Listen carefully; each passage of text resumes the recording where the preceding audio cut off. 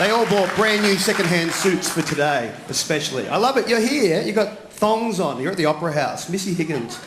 Beautiful. I've been on the road for about a year, so that's all I have in my suitcase. Opera House. What do you care? Another gig now. It's beautiful. I love to see it. She sings with a great Australian accent, which is very rare, and it's wonderful to hear people doing it. And it sounds great. Thanks. And it's the thongs that do it. Huh? It's the thongs that do it, yeah. I couldn't have the Aussie accent without the thongs. No, exactly right. Now, the best bit about this show is that people get to ask questions. There are people out here that want to ask you questions, which makes my job very easy, I can tell you. So, Jeremy, are you out there? There he is. You've got a question for Missy? Hi. You said you've been on the road for about a year. Is there any one of like all the concerts which sticks in your memory, and why is that?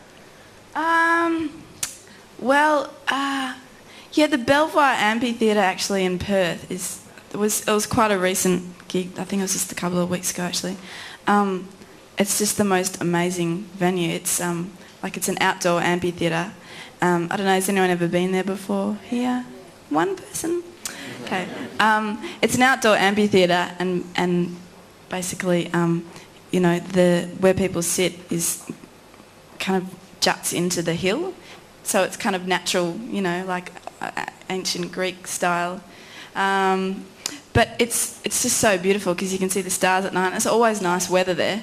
And there's big gum trees and I just had a really amazing gig there a couple of weeks ago. It's just, you can't have a bad gig there because it's just an amazing energy just being, out in the middle of a vineyard in Perth. Cool. Yeah, it's great. Beautiful. Right, now, Jennifer, over to the girls. Who's got a question? Jennifer? I do. Wow, hello. Hello. Missy, you're fantastic, you're gorgeous, and you can sing. And my question is, was it daunting entering the music industry at such a young age? I don't know. You don't really feel young at that age. Like, I was 18 and I felt as grown up as I thought that anyone would ever feel, I thought that I was as mature as I was ever going to get, because as you do at that age. It was only 3 years ago, but I've grown up a little bit since then, but I didn't think I would. So it wasn't that daunting. Now, I was pretty confident 18-year-old. I guess I was... it wasn't something... Like, getting a record deal wasn't something that had been striving for and wishing for years. It was something that I did want, but it was not something that I'd been, longing for my entire life. So I wasn't so daunting. It was just like something that I'd been given, and I was very grateful. Cool. Thank you. It was just a bit of fun. There we go. Very good question. This young lady here is very confident too, I think. So you've had quite a lot of success at a pretty young age. How does that make you feel about the future? Do you feel excited? Or do you get kind of nervous considering your success so far?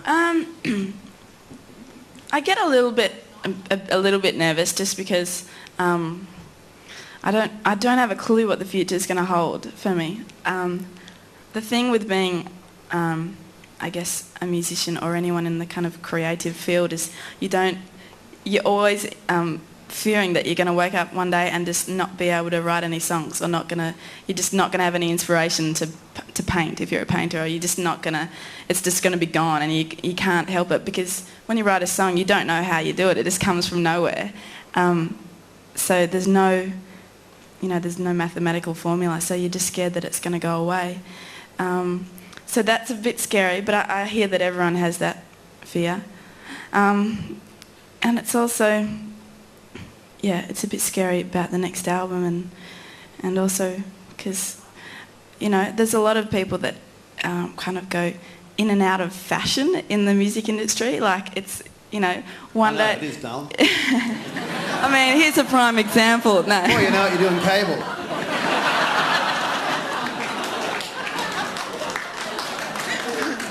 You're still holding in there, chit-chat. I wouldn't worry about it. Thanks, darling. I love being patronised. As I was saying, what was I saying? Something about fashion, and then I saw your shirt.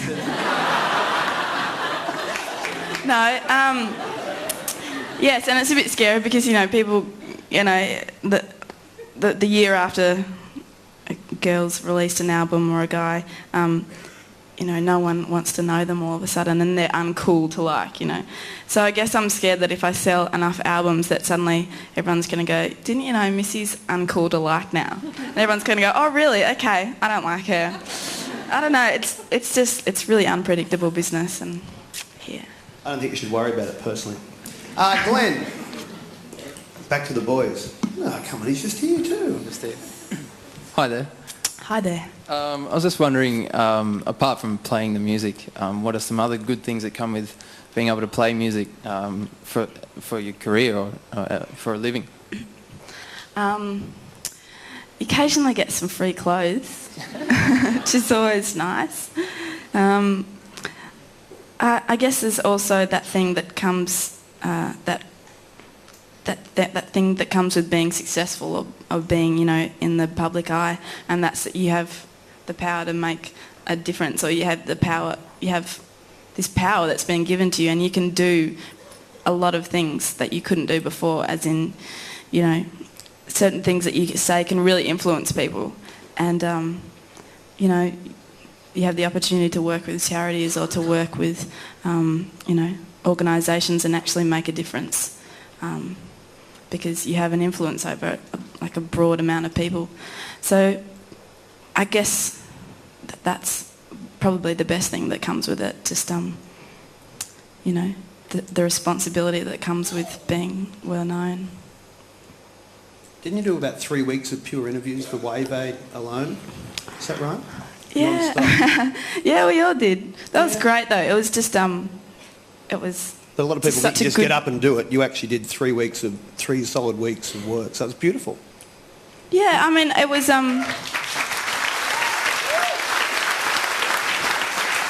mean, everyone that was involved with that was doing interviews, and just everyone was just kind of really pouring their heart into that project, and it was just such a fulfilling thing to do. Like, as I was saying to you, it's just that kind of thing just makes it all just seem so worthwhile and makes you just feel so lucky to be doing it. Beautiful. Daniel, another boy here. Hey Missy. Hi. Congratulations on your success firstly. Thank you. I'd just like to know, through your endeavours in the music industry, what is it the most that surprises you about the Australian music industry, for either the better or the worse?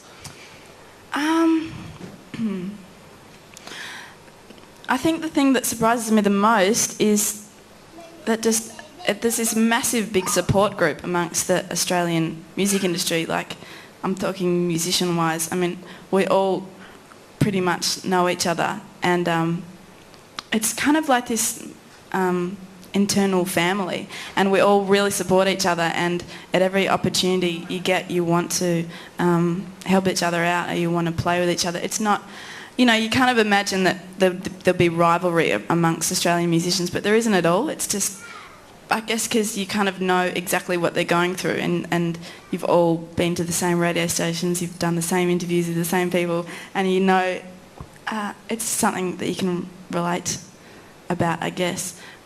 So it surprised me that there's just so much support amongst Australian musicians. There you go. Well, thank you very much. Great questions, everyone. Very good.